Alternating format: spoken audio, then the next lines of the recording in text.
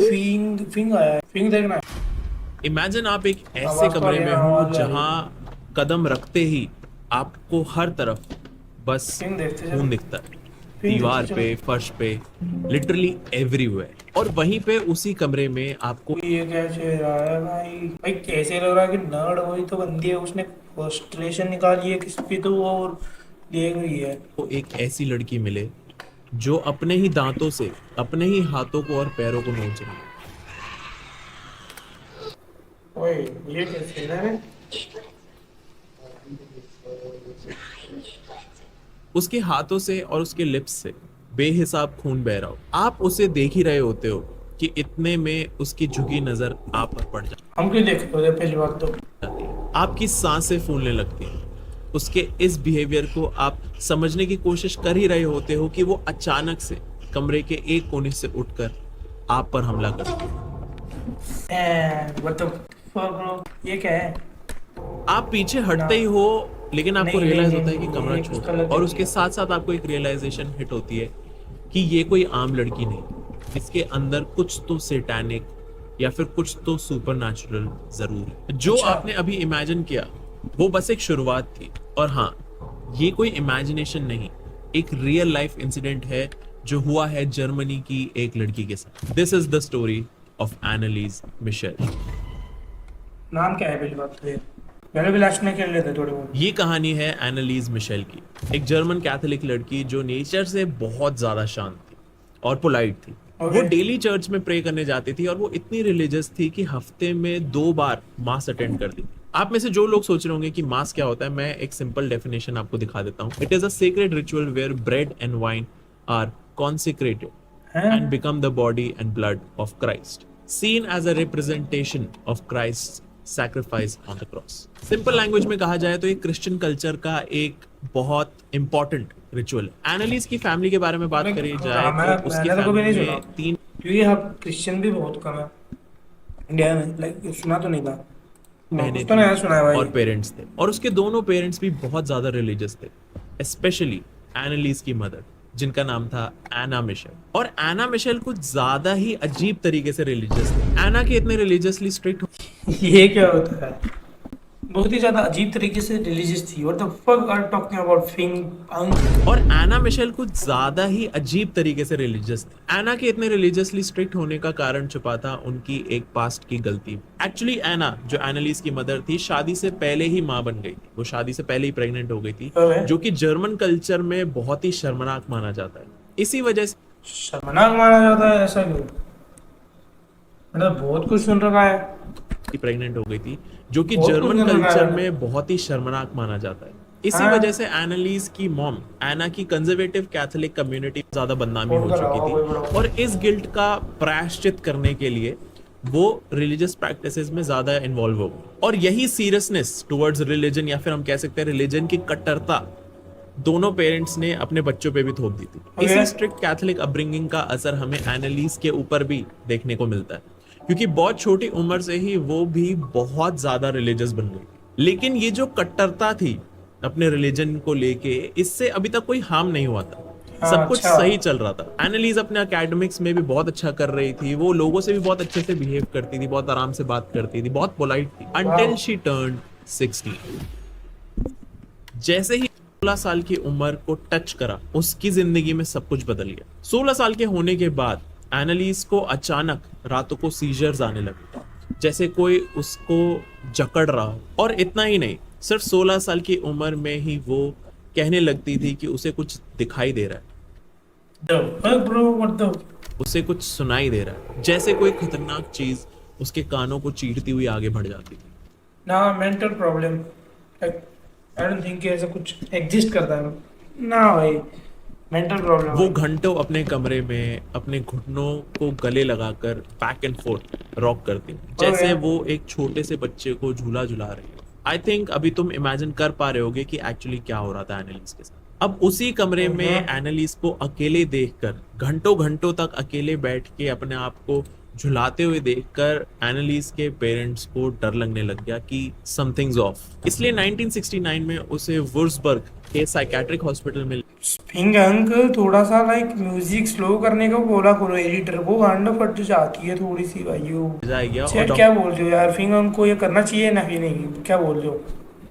Like, आवाज ज्यादा ही हो जाती है यार भाई, क्या ही बोलूं यार। हाँ डॉक्टर ने उसे टेम्पोरल लोब एपिलेप्सी यानी मिर्गी के रोगी कहकर एनालिस को वापस घर ऑफ कोर्स, मैं भी तो बोल ही रहा हूँ, दोहरे पड़ रहे होगे किसी चीज के उसे। भेज दी। डॉक्टर ने सिंपल लैंग्वेज में कह दिया कि इसको मिर्गी आती है और आप इसको घर ले जाओ, घर पे ही इलाज हो जाएगा। डॉक्टर ने भी कहीं ना कहीं उसके सिम्टम्स को, उसकी प्रॉब्लम्स को कहीं ना कहीं इग्नोर ही करा। यस, मेंटल एनालिस की प्रॉब्लम। दवाइयां चल ही रही होती हैं कि 1917 में सेकेंड मेजर सीजर अटैक आता है, जिससे उसके हेलुसिनेशंस अब बद से बदतर होने लगते हैं। उसे Okay. अब सिर्फ आवाजें नहीं सुनाई देती, बल्कि एक भयानक नाखूनों से नोचा हुआ चेहरा भी दिखाई देने लगा। हाँ इस मोड पर उसकी भूख भी अब जानवरों की तरह एक्सट्रीम हो चुकी होती है। वो भाई जमीन आप ऐसे बात मत करा करो भाई, फिंगर भाई, फिंगर कैसे बात क्यों करता है भाई, जैसे कि पर खाने लगती है।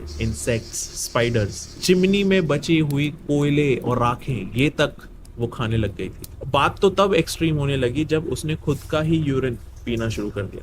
अब वो और ब्रो ज्यादा अजीब बिहेव करने छी। लग गई, जैसे सच में उसे कोई और कंट्रोल कर रहा हो। एनालिस के पेरेंट्स ने तो ये तक रिपोर्ट किया था कि वो टेबल के नीचे कोने में छुपकर चुपचाप मरे हुए चिड़ियों के सर नोच के खाती थी। तुम इमेजिन कर ही सकते भाई हो उल्टी आ कि रही है। एक पेरेंट के लिए कितना हॉरिफाइंग विजुअल होगा कि उसका बच्चा डाइनिंग टेबल के नीचे बैठ उल्टी आ रही के है। मरी हुए चिड़ियों के सर ना, नोच हेल के ना।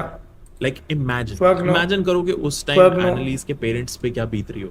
अब एनालिस को खून से एक अजीब लगाव ही हो चुका था, इतना कि वो अपने ही शरीर पर अपने ही नाखूनों से वुंड्स क्रिएट करती थी, खुद को ही घायल करती थी, खुद के ही घाव क्रिएट करती थी, कि जैसे वो अपना ही खून आने का इंतजार कर रही। पर जैसे ही वो Oh. उसके खुद के वूंड से, उसके खुद के घाव से खून आने लगता था, तो वो उस खून को खुद ही चाटने लगती। और जैसे मैंने पहले बताया था, technically sorry for that, but technically देखा जाए तो शरीर का, एक शरीर का ब्लड शरीर में जा रहा है यार। मैं क्या बातें कर रहा हूँ बच्चों जैसे, पर कुछ तो बोल दिया मैंने, या फिर मैंने गलत बोल रहा हूँ। मैं क्या ही बता यार, फक नू। देखते भाई, वीडियो देख दे, अपना लॉजिक नहीं वो लगाना चाहिए। बहुत ज्यादा रिलीजियस थी। हफ्ते में 2 मुझे बार मुझे मुझे तो नहीं लगाना चाहिए। अटेंड करती थी, काफी बार चर्च जाती थी, काफी रिलीजियस थी। लेकिन अब वो सब भी बंद हो गया था। अब एनालिस को किसी भी रिलीजियस प्रैक्टिस में जाने में, या फिर चर्च जाने में, या किसी भी तरीके से रिलीजन में इन्वॉल्व होने में डर लगता था। एनालिस ये कहती थी कि मैं जब जब वहां जाने की स्केरी एज फेस कोशिश ना करती हूँ, मुझे कुछ तो रोक लेता है। कुछ तो ऐसी चीज है कि ब्रो, जब लाइक भी हाउ द फक, लाइक ये तुम लोगों ने ये कभी सोचा नहीं कि भाई इंडिया में या फिर बाहर में बांग्लादेश वगैरह में होता होगा, बट लाइक ये फॉरेन में भी हो रहा है। एंड 80% भूत वगैरह जो होते हैं, लाइक वाई ऑलवेज वुमेन भाई, ये क्या सीन है?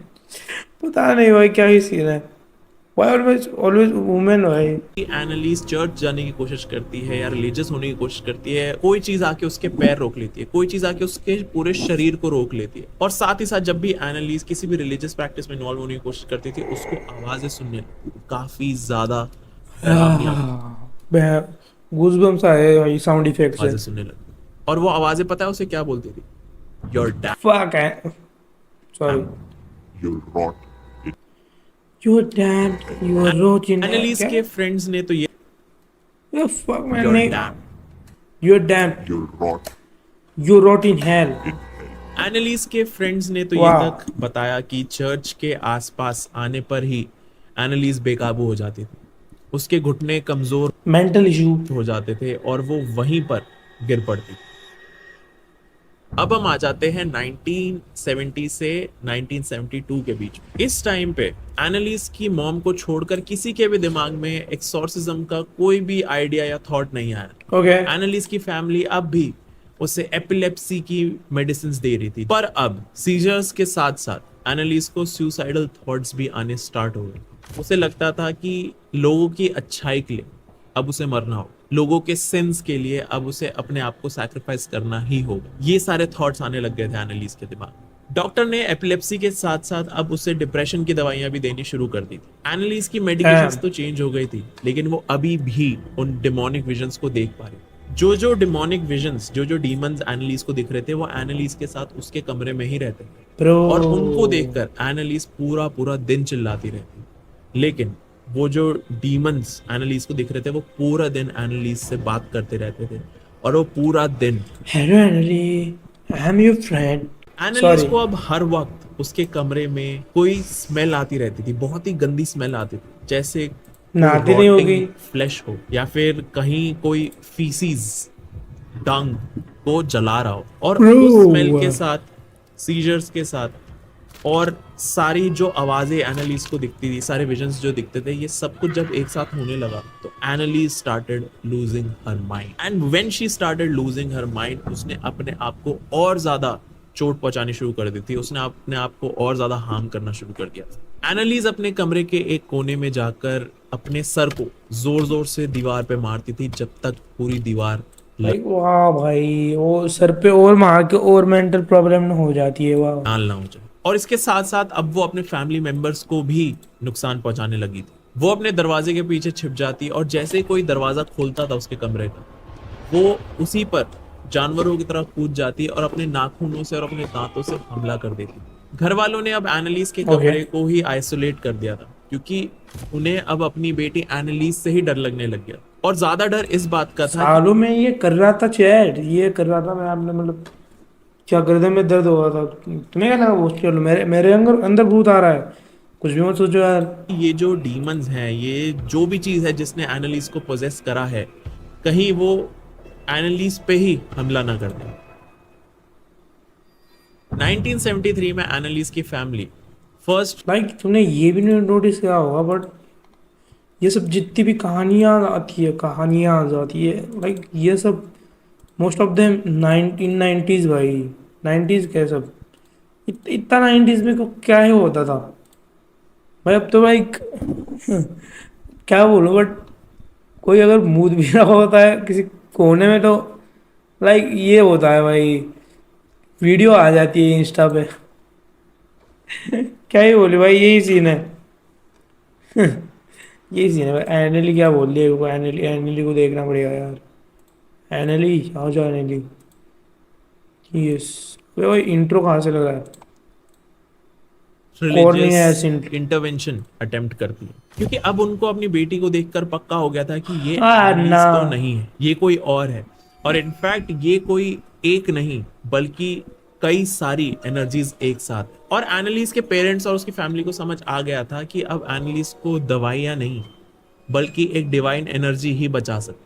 इसीलिए एनालिस की फैमिली कई सारे प्रीस्ट के पास गई, पर ब्रो। एनालिस को देखकर सारे के सारे प्रीस्ट रिफ्यूज कर देते थे। सारे के सारे प्रीस्ट कहते थे कि इसको एक्सॉर्सिज्म की जरूरत नहीं है, और जो भी ट्रीटमेंट चल रहा है एनालिस का, उसको ही वापस कंटिन्यू करो। एक तरीके से जितने भी प्रीस्ट से पूछा गया था कि क्या उनके पास कोई सोल्यूशन है, सबने मना कर दिया, क्योंकि वो अपने आप वो तो गर्दन गर्दन गर्दन में दर्द हो रहा था। चैट चैट, कोई ना कोई ना। को इस चीज में कुछ हो नहीं इन्वॉल्व रहा नहीं मतलब। करना चाहते थे, नहीं क्योंकि नहीं, कहीं ना मुझे कुछ कहीं नहीं हो रहा। उनको भी भनक लग गई थी मैं कि क्या जो लगा, भी डीमंस नहीं हो एनालिस को सकता यार, पोजेस कर मेरे रहे को हैं, जो वो होगा। बहुत ज्यादा डेंजरस। पर एनालिस की कंडीशन अब दिन बर दिन खराब होती जा रही, वो ये कंप्लीटली क्या हो रहा बेड है? रिडन अरे यार गर्दन में दर्द हो रहा है भाई। हो चुकी थी। उसने कॉलेज यूनिवर्सिटी भी जाना बंद कर दिया था, और जो डिमोनिक वॉइसेस पहले सिर्फ उसे सुसाइडल थॉट्स देते थे, अब वही वॉइसेस एनालिस को खत्म करने की धमकियां देते थे। पर 1975 वो साल था जिसने एनालिस की पूरी दुनिया पलट दी। ये वो साल था वो आवाज आई चैट, आवाज आई चैट। वो दरवाजे से आवाज है भाई अभी भी। भाई मेरे घर में एनर्जी का भूत आ रहा है भाई। हेल्प मी भाई। ब्रो चैट हेल्प करो भाई। जिससे बचकर एनालिस दोबारा कभी नॉर्मल लाइफ में वापस नहीं चला। 1975 वो साल था जहां फादर अर्नस्ट ऑल्ट एनालिस से खुद उसके घर मिलने आए थे, और उन्होंने एनालिस को देख मरे हुए अभी चिड़ियों भाई, यहाँ आवाज कहाँ से आ रही है? ये आवाज कहाँ से आ रही है भाई? यहाँ पे स्किप थोड़ा सा पीछे चले गए थे मैं। पीछे चला गया था मैं थोड़ा। भाई आवाज आ रही है भाई, यहाँ से आवाज आ रही है भाई। रुकना भाई, अभी मैं माइक का थोड़ा सा आवाज बढ़ा दो, तुम्हें भी सुना दो, रुको। तुम्हें भी सुना दो भाई, ये ऐड आ गई, रुकना एक सेकंड। यार ऐड आ रही है भाई। कि एनालीज नॉर्मल नहीं है, शी इज पोजेस्ड। और उन्होंने खुद बताया कि एनालीज जब भी चीखती थी तो उसकी आवाज खाली एनालीज की आवाज नहीं होती थी, बल्कि एनालीज की चीख ब्रो, में ओए दर्जनों भाई आदमियों ये की क्या हो रहा आवाज है भाई? थी। नॉक की आवाज आ रही है भाई, तुम्हें आ रही है नहीं? भाई नॉक की आवाज आ रही है यहाँ से। भाई इस वाले दरवाजे से कोई तो नॉक कर रहा है भाई। ये क्या हो रहा है भाई मेरे साथ? ये क्यों हो रहा है? क्या हो रहा है, क्यों हो रहा है? ब्रो ये क्यों हो रहा है? ये इस वाले से आया अभी। कोई कुछ तो एनएल एनएल की बहन की।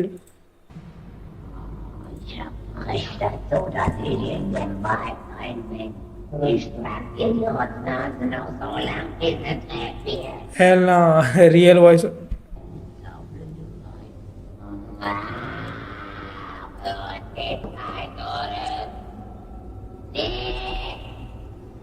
ब्रो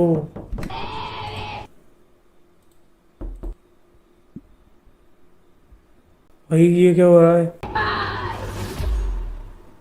1975 में बिना बिशप की परमिशन के एक्सॉर्सिज्म परफॉर्म करना इम्पॉसिबल था, इसलिए फादर अर्न्स्ट ने बिशप स्ट्रैंगल से अप्रूवल लिया और उसी मोमेंट से स्टार्ट हुआ the series of the great exorcisms. अब आपको यहां से दो प्रीस्ट के नाम याद रख। बहुत कर लिया यार चौधरी भाई, ये क्यों कर रहा हूँ मैं?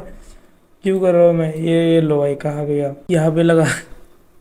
यहाँ पे लगा रखा मैंने डोरबेल। डोरबेल नहीं, सॉरी, डोर नॉक वाली वॉइस। पहला तो फादर अर्नस्ट ऑल्ट एंड दूसरा फादर आर्नल्ड रेंस। सितंबर 24 1975 अब होने जा रहा था एनालीज पे उसका फर्स्ट एक्सॉर्सिज्म रिचुअल। कमरे हैं, में एक साइड ये थे एनालीज के पेरेंट्स और दूसरी side father Ernst and father Reigns, और बीच में बेड पे बिछी हुई थी एनालीज। एक्सॉर्सिज्म बिछी हुई, अच्छा। उनका रिचुअल शुरू होता है और एनालीज एक बार फिर कुत्तों की तरह चीखने और घुर्राने लगती है। वो अपने बेड पे मछली की तरह तड़पने लगती है। देखने पे ऐसा लगता है कि 4-5 लोग उसे एक साथ कंट्रोल कर रहे हैं। एनालीज ना अपने ही बालों को खींचने लगती है ना भाई। और अपनी ही स्किन को काटने लगती है। जब फादर रेंस क्रूसीफिक्स उसके फेस के सामने उठा के लाते हैं, एनालीज उस क्रूसीफिक्स पे थूक देती है। और हैरानी की बात तो ये है कि जैसे ही एनालीज की बॉडी पर होली वाटर गिराया गया, जैसे ही होली वाटर छिड़का गया, एनालीज जोर जोर से इनह्यूमन आवाजों में चिल्लाने लगी और गालियां देने लगी। एनालीज की बॉडी पे जिस जिस एरिया पे होली ये वाटर क्या है? एनालीज उस एरिया को बहुत जोर से झटकने लगती थी। देखने पे ऐसा लगता था कि एनालीज की बॉडी उस होली वाटर से जल रही है और एनालीज से उसकी जलन सहन नहीं हो रही थी और वो इतने इनह्यूमन लेवल पे चीख रही थी कि दोनों प्रीस्ट जो थे, दोनों जो फादर थे, उनके होश उड़ गए थे। उनको बिलीव ही नहीं हो रहा था कि वो इतनी जोर की आवाज सिर्फ एनालीज के गले से सुनी।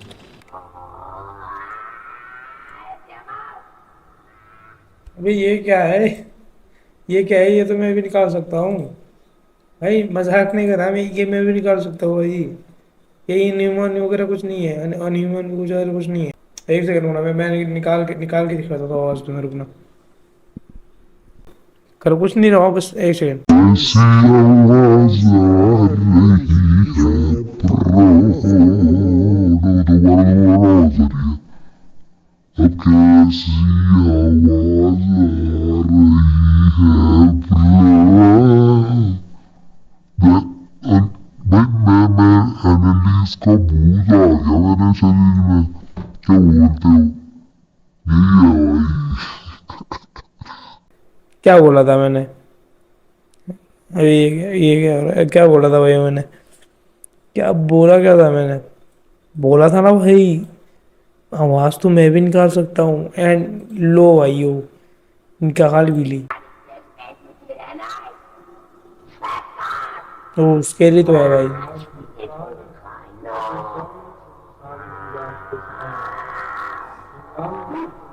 इस पे बीट लगाओ क्या? Nice second. इसमें फ्री स्टाइल बीट लगा दे भाई, एनएली रैप करेगी अभी, एनएली रैप करेगी अभी, रुकना। एनएली, इट्स रैप टाइम भाई, इट्स रैप टाइम। ओ ये नहीं है, नहीं हाउस बीच।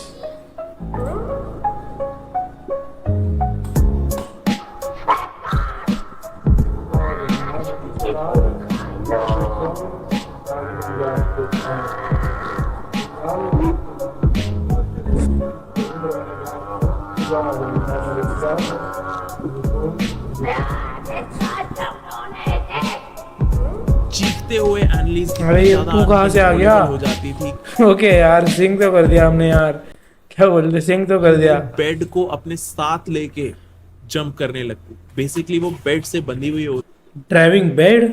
थी एंड फिर भी उसके अंदर इतनी एनर्जी होती थी कि वो बेड को साथ लेके हॉप करा सके, jump मूविंग करा बेड सके। भाई। तुम इमेजिन कर पा रहे होगे कि मैं क्या कह रहा हूँ। नहीं। एक पॉइंट पे तो एनालिस ने अपनी माँ के ऊपर ही जंप कर दिया और अपनी ही माँ का गला दबाने लग गई। एनालिस ना, के ना, सर this पे is उस sad. टाइम पे अपनी ही माँ का ओए। खून सवार था। उस टाइम पे एनालिस का इतना ज्यादा दिमाग खराब हो रखा था कि वो अपनी ही माँ को मार देना चाहती थी। दोनों फादर गए एनालिस को उसकी माँ से छुड़ाने, ओके। लेकिन जो ये एक्सोर्सिज्म रिचुअल हो रहा था या फिर जितने भी एक्सोर्सिज्म रिचुअल्स हुए थे आगे जाके, ओके। उन सब में एनालिस के पास सुपर ह्यूमन स्ट्रेंथ आ जाती थी।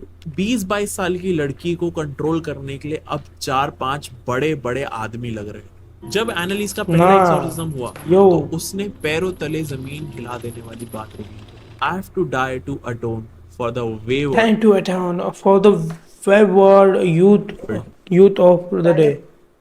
Sorry.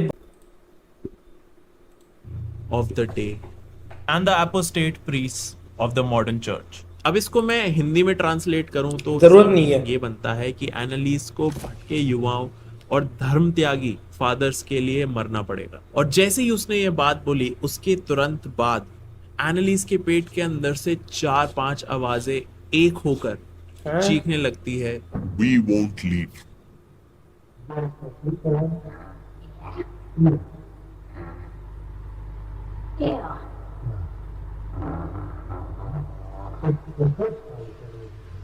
हैं? हम यहाँ पे समझ सकते हैं कि ये सारी आवाजें उन सारे डीमंस की थी जिन्होंने एनालिस को पोजेस कर रखा। और उसी मोमेंट पे प्रीस्ट समझ जाते हैं कि एनालिस के अंदर सिर्फ एक नहीं बल्कि कई डीमंस छुपे हुए हैं जो Okay. एनालिस के शरीर को आसानी से नहीं छोड़ने वाले। पहले एक्सोर्सिज्म सेशन के एंड पे आके एनालिस ऑलमोस्ट कोलैप्स कर गई थी, वो इतनी ज्यादा एग्जॉस्टेड थी। लेकिन ये सिर्फ पहला एक्सोर्सिज्म सेशन था। इसके Come बाद on, this is ज्यादा not real exhausted footage. थी। लेकिन ये सिर्फ पे आके Annalise Stock almost footage user Fingang साला। लेकिन ये सिर्फ पहला एक्सोर्सिज्म सेशन था। इसके बाद अगले 9 महीने तक लगातार 67 एक्सोर्सिज्म सेशंस हुए थे और हर एक सेशन पिछले वाले से और ज्यादा वायलेंट होने। Bro. अक्टूबर 1975 अब एक्सोर्सिज्म सेशंस में एनालिस इतनी ज्यादा वायलेंट होने लग गई थी कि वो खुद के ही कपड़े फाड़ने लग गई।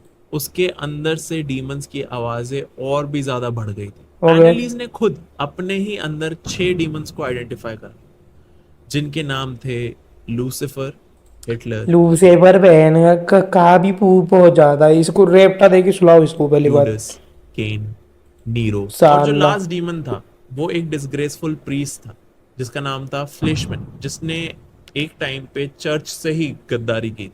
ये सारे डीमंस मतलब- अलग अलग आवाजों में अपने आप से ही बात करते हैं। व्हाट गद्दारी? हिटलर?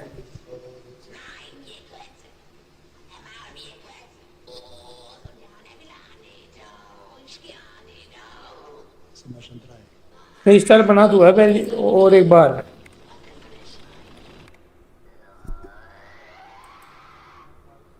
क्या है?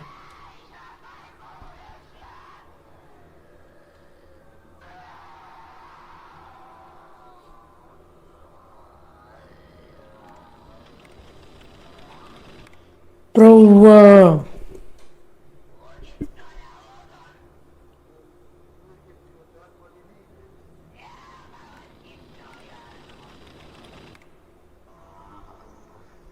Die müssen in eigenen Seminaren ausgebildet werden, die dürfen nicht auf die anderen Umwelt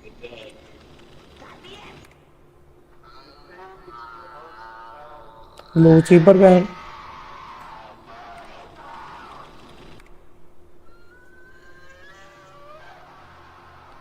बहुत।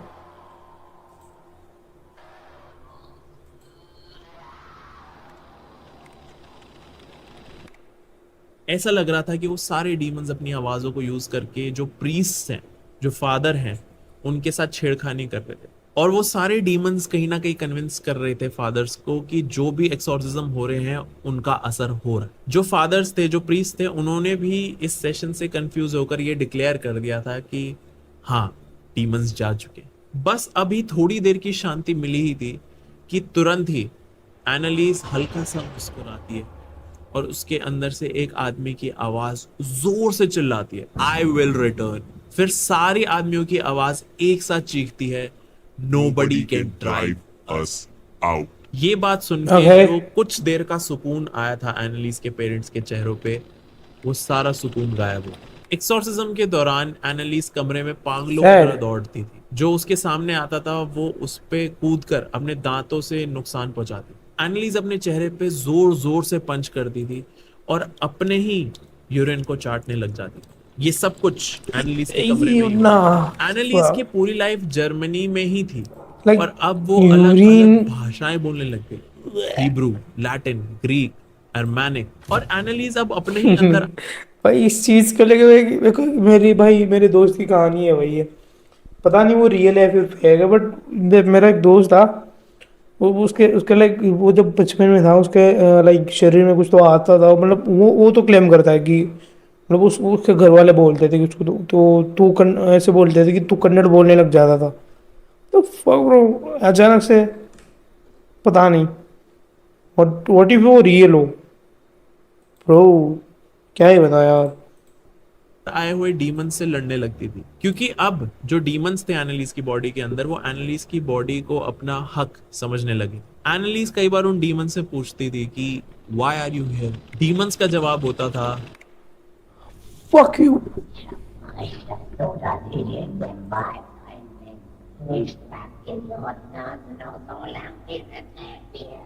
हैं? The best bitch.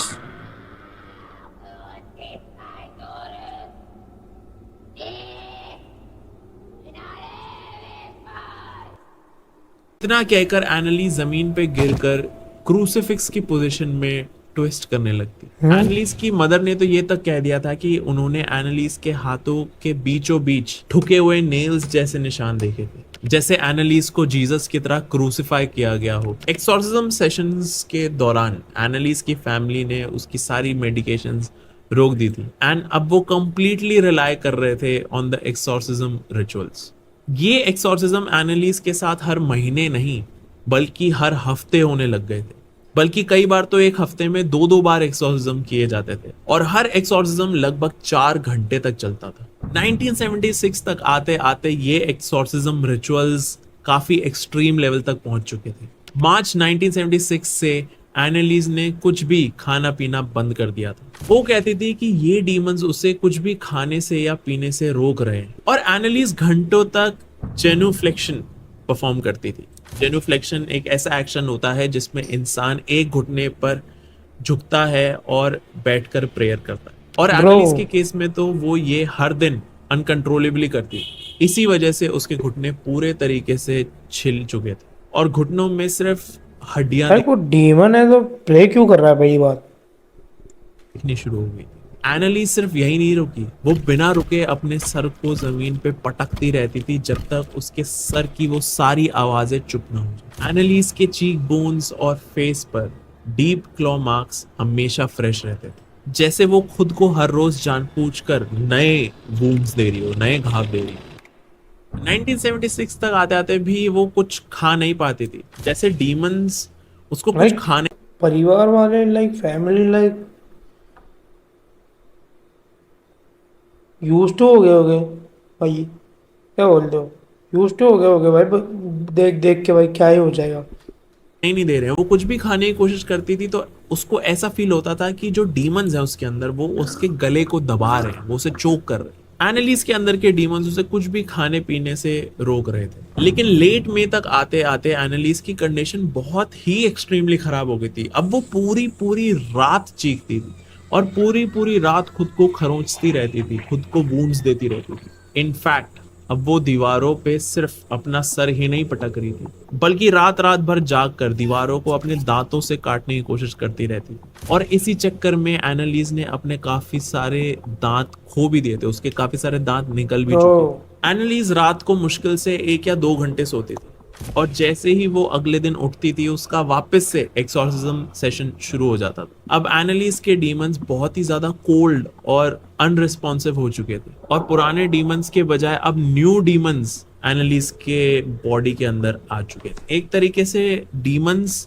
शिफ्ट्स में पोजेस कर रहे थे अब एनालिस को। जैसे जैसे एक्सॉर्सिज्म्स आगे बढ़ते गए एनालिस की हेल्थ और ज्यादा गिरती चली गई। कुछ रिपोर्ट्स के मुताबिक एनालिस दिन में 500 से 600 जेनुफ्लेक्शन करती थी, जो मैंने तुम्हें बताया था, वो एक घुटने पे बैठ के प्रेयर करना, वो 500 से 600 बार करती थी एक दिन में। जिसकी वजह से अगर एनालिस के घुटनों को टच ही करा जाता था तो सिर्फ टच करने से ही एनालिस के घुटनों से खून आने लग जाता। जून 30, 1976 ये दिन था एनालिस मिशेल की लाइफ का आखिरी दिन। इस दिन एनालिस का 67th और फाइनल एक्सॉर्सिज्म परफॉर्म करा गया। 67th एक्सॉर्सिज्म के टाइम पे एनालिस की हालत इतनी खराब हो चुकी थी कि उसका खुद ही अपने पैरों पर खड़ा होना नामुमकिन हो चुका था। वो खुद ही अपने पैरों पे नहीं खड़ी हो पा रही, लेकिन फिर भी एनालिस के पेरेंट्स ने उसको उठाया, उसको खड़ा कर, और ऐसा लग रहा था कि एनालिस बस एक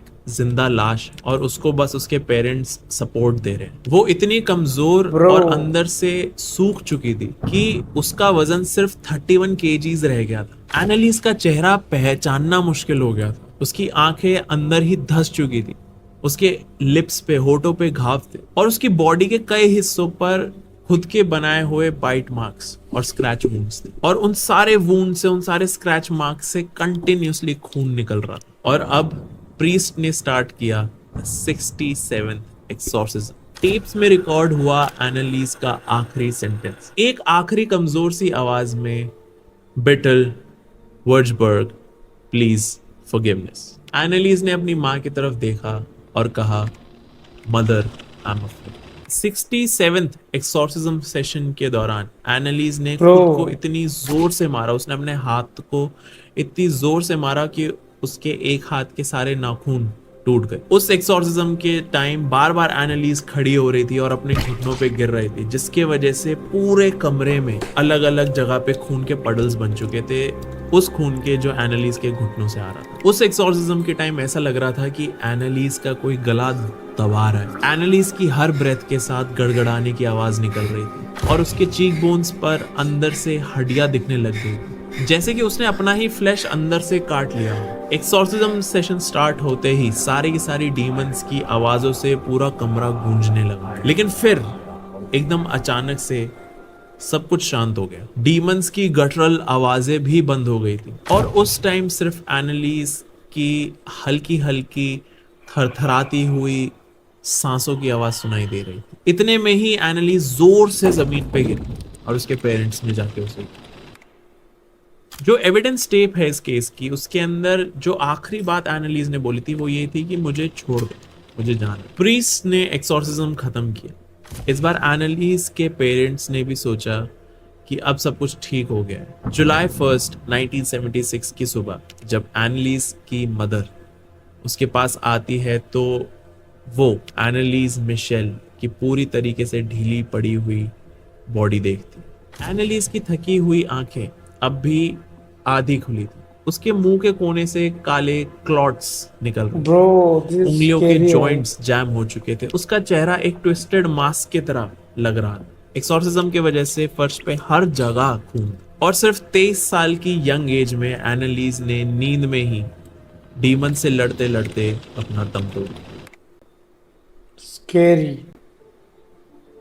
एनालिस की मौत की खबर सुन के एनालिस के पेरेंट्स घुटनों के बल गिरे तो थे, लेकिन तब भी उनकी आंखों में गम के जगह एक तरीके का रिलीफ था, एक अजीब सा सुकून था, जैसे कि वो खुश थे कि अब उनकी बेटी डीमंस के टॉर्चर से फ्री हो गई। लेकिन कहानी सिर्फ यहाँ खत्म नहीं होती है। एनालीज की डेथ ने पूरे यूरोप को हिला दिया था। मेडिकल एक्सपर्ट्स तो शॉक्ड ही थे, पर सुपरस्टिशंस और रिलीजियस फैनेटिसिज्म्स पर बिलीव करने वाले लोगों के लिए ये एक वेकअप कॉल था। एनालीज का स्केलेटल कॉर्प्स सिर्फ 31 केजीज का था। एनालीज के टूट चुके घुटनों की हड्डियां और जख्मों से भरा हुआ चेहरा कोर्ट के सामने रखा गया था। लेकिन जो सीन कोर्ट रूम को और भी ज्यादा डिस्टर्ब कर रहा था वो था प्रीस्ट का behaviour.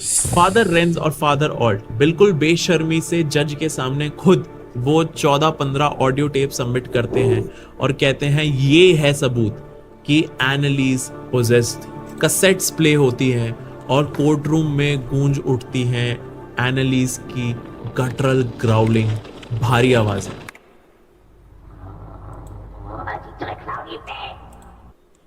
The witches who always pray.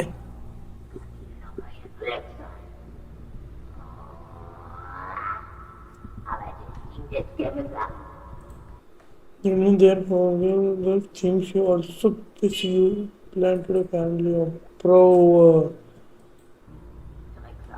I've plunged. Yeah.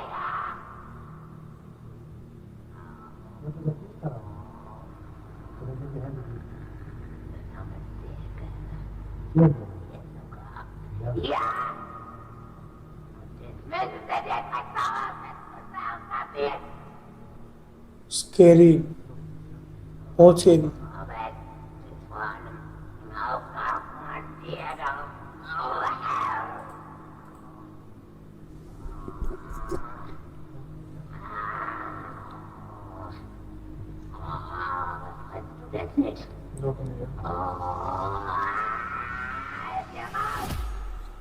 लोग कोर्ट रूम में एक जिंदा लाश की तरह स्टिफ हो गए थे कि कुछ लोगों ने तो अपने Of course, कान but- तक बंद कर लिए थे। पर प्रीस्ट जी हाँ, इन दोनों पे तो कैसे होगा एंड उसके फैमिली पे भी ऑल्सो भाई प्रैक्टिकली देखे तो भाई ये टॉर्चर ही तो लग रहा था, कितने भी लाइक प्रूफ वगैरह हो पर हाँ टॉर्चर तो लग रहा था।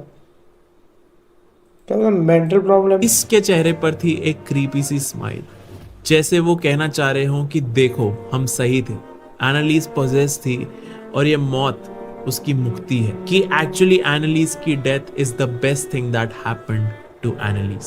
लेकिन जज के बेंच ने भी उन्हें एक कोल्ड रिप्लाई दिया कि अगर टाइमली मेडिकल केयर किया जाता तो ये Yes. लड़की आज जिंदा होती। कोर्ट ने Yes, ये भी भाई। नोट किया कि एनालीज का मरना स्टारवेशन, डिहाइड्रेशन और निमोनिया से हुआ है। वो 500 से 600 बार रोज घुटनों पे गिरती थी और उसके घुटनों की हड्डियां तक टूट चुकी थी। लाइक भाई टॉर्चर। एनालीज ने अपने आप को इंजर करा था और फिर भी डॉक्टर्स को नहीं बुलाया गया कि सजा मिली। लेकिन केस यहीं खत्म नहीं होता, क्योंकि फैसले के बाद एक सवाल उठता है, क्या एनालीज सच में पोजेस थी या आई डोंट थिंक सो।